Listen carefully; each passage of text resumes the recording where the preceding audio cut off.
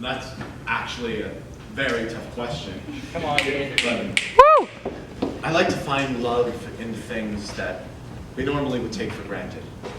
I mean, I'm pretty sure that all of you have things you keep at your house or that you know so well that you would probably have forgotten now if you weren't reminded of them. You probably have that one coffee mug you never drink from, or the one pet you never get to hold in your arms because of work. I wrote this poem about my backyard, which I've never taken care of, but I love dearly.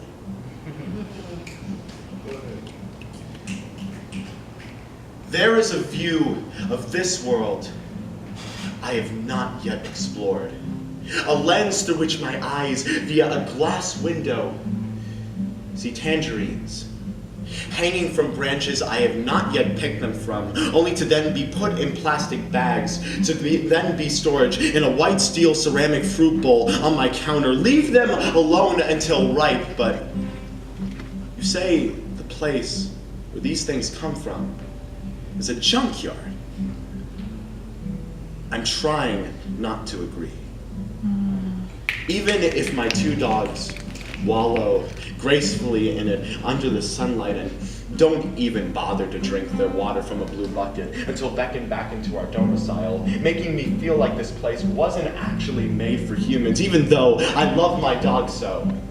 There is a Taoist monk imbuing in the grass, probably not watered for at least a month until now, a spirit called Ian's backyard. This is my personal view of nature, sacred enough for my preservation due to how I've lived my entire life in the home it's in. It's an extension of my body, which, so my ancestors say, is a temple.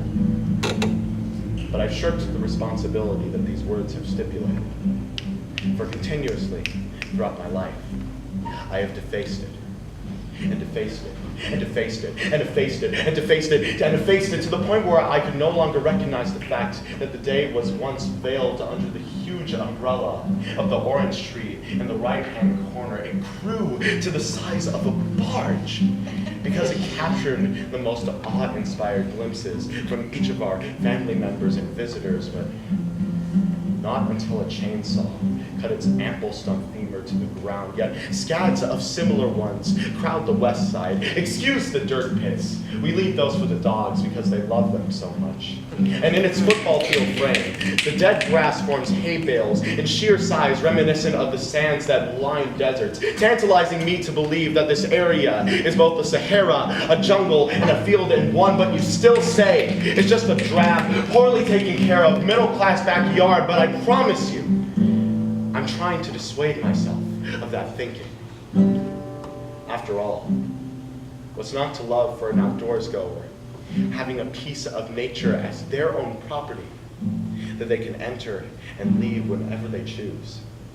It may not flourish as much as your ability to trim leaves well or water consistently implies, but my backyard is a spiritual place for a religion I'm converting to. It is a mentor, all too familiar to me and everyone else I know, but I will become the best protege it can have.